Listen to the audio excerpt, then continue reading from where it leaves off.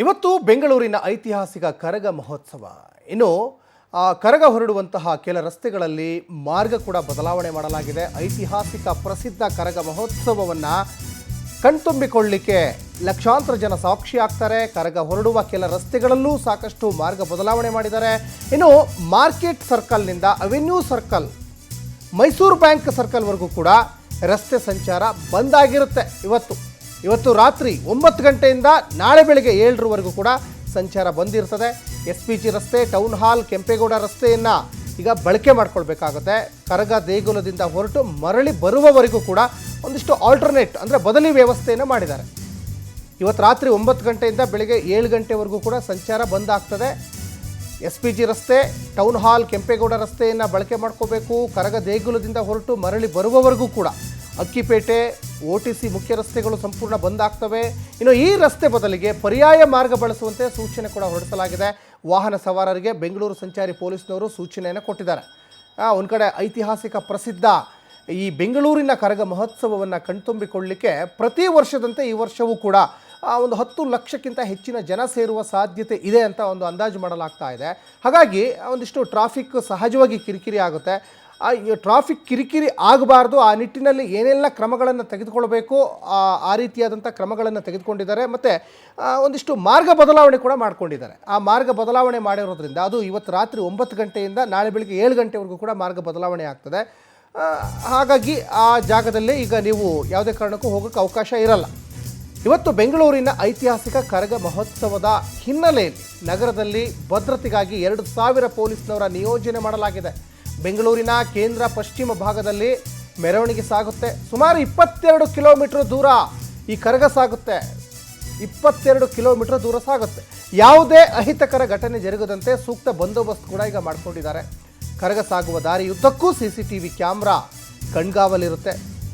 ಯಾಕಂದರೆ ಈ ಐತಿಹಾಸಿಕ ಪ್ರಸಿದ್ಧ ಕರಗ ಮಹೋತ್ಸವಕ್ಕೆ ಬರೋದು 10-20 ಸಾವಿರ ಜನ ಅಲ್ಲ, ಬರೋಬ್ಬರಿ 10 ಲಕ್ಷಕ್ಕಿಂತ ಹೆಚ್ಚಿನ ಜನ ಸೇರುವಂತಹ ಸಾಧ್ಯತೆ ಇದೆ. ಈ ಐತಿಹಾಸಿಕ ಪ್ರಸಿದ್ಧವಾಗಿರುವಂತಹ ಈ ಒಂದು ಹೂವಿನ ಕರಗ, ಈ ಹೂವಿನ ಕರಗವನ್ನು ಕಣ್ತುಂಬಿಕೊಳ್ಬೇಕು ಅಂತಲೇ ಸಾಕಷ್ಟು ಜನ ಕಾತುರದಿಂದ ಕಾಯ್ತಾ ಇದ್ದಾರೆ. ಜೊತೆಗೆ ಒಂದು ಕಡೆ ದೃಶ್ಯಗಳಲ್ಲಿ ಗಮನಿಸ್ತಾ ಇದ್ದೀರಾ, ಆ CCTV ಫೂಟೇಜು ಎಲ್ಲವೂ ಕೂಡ ಅಲ್ಲಿ ಅಳವಡಿಕೆ ಮಾಡಿರ್ತಾರೆ. ಆ ಫೂಟೇಜನ್ನು ಕೂಡ ಗಮನಿಸ್ತಾ ಇರ್ತಾರೆ.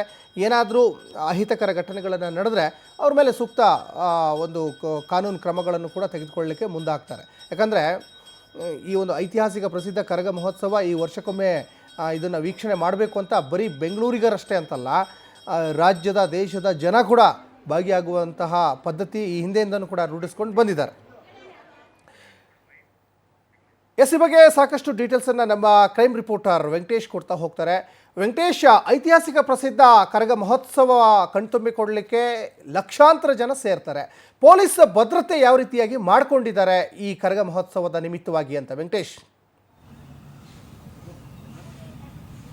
ಸಚಿನ್, ಬೆಂಗಳೂರಿನ ಐತಿಹಾಸಿಕ ಕರಗ ಮಹೋತ್ಸವಕ್ಕೆ ಇಂದು ರಾತ್ರಿ ಚಾಲನೆ ದೊರೆಯಲಿದೆ. ಆ ಹಿನ್ನೆಲೆಯಲ್ಲಿ ಪೊಲೀಸರು ಕೂಡ ಕಟ್ಟುನಿಟ್ಟಿನ ಕ್ರಮಗಳನ್ನು ತೆಗೆದುಕೊಂಡಿದ್ದಾರೆ. ಯಾವುದೇ ಅಹಿತಕರ ಘಟನೆಗಳು ಆಗಬಾರ್ದು ಅನ್ನುವಂಥ ನಿಟ್ಟಿನಲ್ಲಿ ಕೂಡ CC ಕ್ಯಾಮೆರಾಗಳನ್ನು ಅಳವಡಿಸುವ ಮೂಲಕ ಸೆಕ್ಯೂರಿಟಿಗೆ ಹೆಚ್ಚಿನ ಒಂದು ಆದ್ಯತೆಯನ್ನು ಕೂಡ ಕೊಟ್ಟಿರುವಂತಹದ್ದು. 2000ಕ್ಕೂ ಅಧಿಕವಾದಂತಹ ಪೊಲೀಸರ ಒಂದು ನಿಯೋಜನೆ ಆಗಿದೆ. ಕೇಂದ್ರ ಹಾಗೂ ಪಶ್ಚಿಮ ವಿಭಾಗದ ಪೊಲೀಸರು ಈ ಒಂದು ಕರ್ತವ್ಯದಲ್ಲಿ ನಿರತರಾಗಿರ್ತಾರೆ.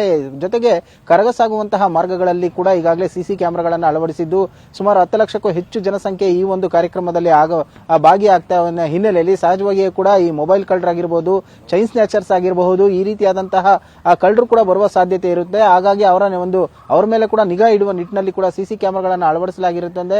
ಟವರ್ ವಾಚ್ಗಳನ್ನು ಕೂಡ ಮಾಡಲಾಗಿರುತ್ತೆ. ಎಲ್ಲಿ ಈ ಕರಗ ಸಾಗುತ್ತೆ ಆ ಮಾರ್ಗದಲ್ಲಿ ಕೂಡ ಪೊಲೀಸರು ಒಂದು ಹದ್ದಿನ ಕಣ್ಣನ್ನು ಇಟ್ಟಿರ್ತಾರೆ, ಯಾವುದೇ ಅಹಿತಕರ ಘಟನೆಗಳು ಆಗಬಾರ್ದು ಅಂತ ನಿಟ್ಟಿನಲ್ಲಿ. ಜೊತೆಗೆ ಒಂದು ಟ್ರಾಫಿಕ್ ಮಾರ್ಗವನ್ನು ಕೂಡ ಚೇಂಜ್ ಮಾಡಿದ್ದಾರೆ. ಅಂದ್ರೆ ಪ್ರತಿನಿತ್ಯ ಸಾಗುವಂತಹ ವಾಹನಗಳ ಒಂದು ಸಂಖ್ಯೆ ಮಾರ್ಗಗಳೇನಿರುತ್ತೆ ಅದನ್ನು ಕೂಡ ಬದಲಾವಣೆ ಮಾಡಿದ್ದಾರೆ. ಕರಗ ಸಾಗುವಂತಹ 22 ಕಿಲೋಮೀಟರ್ಗಳ ಒಂದು ಮಾರ್ಗ ಇದೆ. ಆ ಮಾರ್ಗಗಳಲ್ಲಿ ಪರ್ಯಾಯವಾಗಿ ವಾಹನ ಸವಾರರಿಗೆ ಒಂದು ರಸ್ತೆಯನ್ನು ಕೂಡ ಬದಲಿ ಮಾರ್ಗಗಳನ್ನು ಕೊಟ್ಟಿರುವಂತದ್ದು. ಆ ಮೂಲಕ ಒಂದು KR ಮಾರ್ಕೆಟ್ನಿಂದ ಸಾಗುವಂತಹ ಈ ಒಂದು ಕರಗ SP ರೋಡ್ ಸೇರಿದಂತೆ ಮೈಸೂರು ಬ್ಯಾಂಕ್ ಹಾಗೂ OTC ಹಾಗೂ ಕೋಡೆ ಸರ್ಕಲ್ನ ಮಾರ್ಗವಾಗಿ ಕೂಡ ಈ ಒಂದು ಕರಗ ಸಾಗುವ ನಿಟ್ಟಿನಲ್ಲಿ ಮಾರ್ಗಗಳನ್ನು ಬದಲಾವಣೆ ಮಾಡಿದ್ದಾರೆ. ಅಂದರೆ ರಾತ್ರಿ 9ರಿಂದ ಬೆಳಗಿನ ಜಾವ 7 ಗಂಟೆವರೆಗೂ ಕೂಡ ಇಲ್ಲಿ ವಾಹನ ಸಂಚಾರವನ್ನು ನಿರ್ಬಂಧನ ಮಾಡಿರುವಂತಹದ್ದು. ಅಲ್ಲಿ ಬರುವಂತಹ ಭಕ್ತಾದಿಗಳಾಗಿರ್ಬೋದು ಮತ್ತೆ ಕರಗ ನೋಡೋದಕ್ಕೆ ಬರುವಂತಹ ಜನರೇನಿರ್ತಾರೆ ಅವರಿಗೂ ಕೂಡ ಯಾವುದೇ ರೀತಿಯಾದಂತಹ ತೊಂದರೆ ಆಗಬಾರದು ಅನ್ನುವಂಥ ನಿಟ್ಟಿನಲ್ಲಿ ಕ್ರಮಗಳನ್ನು ಕೈಗೊಂಡಿದ್ದಾರೆ. ಪಾರ್ಕಿಂಗ್ ವ್ಯವಸ್ಥೆಯನ್ನು ಕೂಡ ಪ್ರತ್ಯೇಕವಾಗಿ ಮಾಡಲಾಗಿರುವಂತಹದ್ದು. ಆ ನಿಟ್ಟಿನಲ್ಲಿ ಕೂಡ ಬೆಂಗಳೂರು ಪೊಲೀಸರು ಕೂಡ ಒಂದು ಎಚ್ಚರಿಕೆಯನ್ನು ವಹಿಸಿದ್ದಾರೆ. ಯಾವುದೇ ರೀತಿಯಾದಂತಹ ಅಹಿತಕರ ಘಟನೆ ಆಗಬಾರ್ದು ಮತ್ತೆ ತೊಂದರೆ ಆಗದ ರೀತಿಯಲ್ಲಿ ಒಂದು ಸುಸಜ್ಜಿತವಾಗಿ ಇದು ಸಾಗಬೇಕು ಅಂತ ನಿಟ್ಟಿನಲ್ಲಿ ಸೊ ಇವತ್ತಿನಿಂದ ರಾತ್ರಿ ಸಾಗುವಂತಹ ಈ ಒಂದು ಕರಗ ಮಹೋತ್ಸವಕ್ಕೆ ಪೊಲೀಸರು ನಿಯೋಜನೆ ಮಾಡಲಾಗಿದೆ. ಜೊತೆಗೆ ಸಾರ್ವಜನಿಕರು ಕೂಡ ಸಹಕರಿಸಬೇಕಾಗುತ್ತೆ. ಸೊ ಯಾವ ರೀತಿಯಾಗಿ ಈ ಒಂದು ಕಾರ್ಯಕ್ರಮ ಸಾಗುತ್ತೆ ಅನ್ನೋದು ಕೂಡ ಕುತೂಹಲ ಮೂಡಿಸಿರುವಂತಹದ್ದು. ಸಚಿನ್, ಧನ್ಯವಾದ ವೆಂಕಟೇಶ್ ತಮ್ಮೆಲ್ಲ ಡೀಟೇಲ್ಸ್ಗಾಗಿ.